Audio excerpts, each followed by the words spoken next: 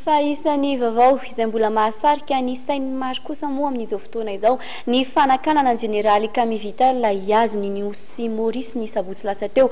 Misy ireo milaza fa noho ny fanohanany tsy farany ny Dr Jean-Louis Robinson no nahatonga ny baiko midina tsy afahany ity Premier Ministre teo aloha ity hivoaka ny Madagasikara. Ao kosa ireo mihevitra fa toy ny resaka 4-4 raha atao Tomasina izany. Horatsika ny afanagatiana.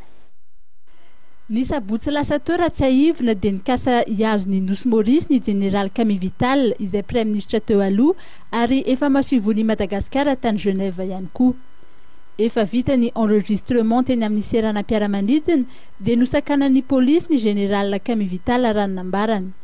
Rehefa niantso ny Premier Ministre lehibe ny gouvernement tany tenany dia nilaza ity farany fa tsy tokony misy antony hitazomana azy. Mampalahelo aloha ny zavatra ohatran'ireny tsy afeniko.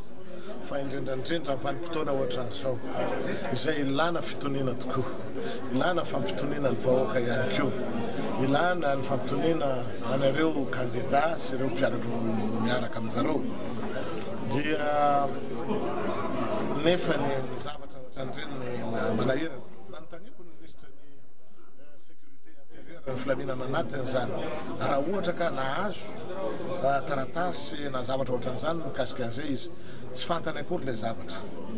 Polisy ary vato zany no manakana Prime Ministre taloha andeha any ivelany.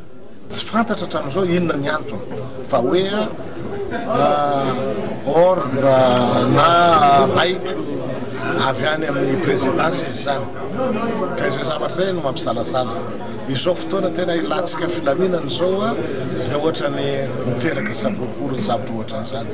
Za tena nome baiko tsy afeniko zany hoe ny andianany ny namelana any andriamatoa Prime Ministre taloha Camille Vital ny andeha any Maurice araka ny teniny tamiko moa andeha mba hiala sasatra kely izy ka tsy hitako ny anakanana azy amin'izay raha ohatra ka misy zavatra azo kianina ary azo anakanana azy andeha any dia aoka aseho holazaina ambara ary atao procédure rehetrarehetra fa manenina tsy narahan'izany nombeko baiko le polisy tsy nanaiky ny baiko izy.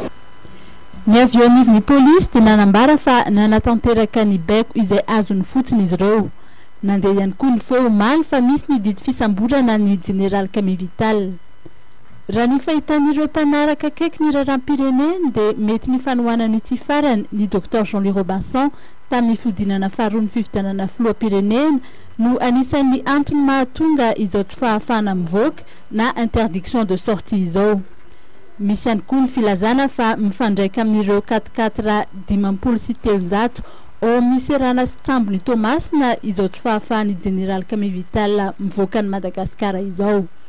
Misy ny fanadiadina misokatra mikasika izany raharaha izany raha mifantatra ary tokony eto-toerana ny Premier Ministre teo aloha noho izany. Andrasana moa ny fanehoan-kevitry ny avy ao amin'ny samifina na ny sapan-draharaha malagasy hiadina amin'ny famotsim-bola.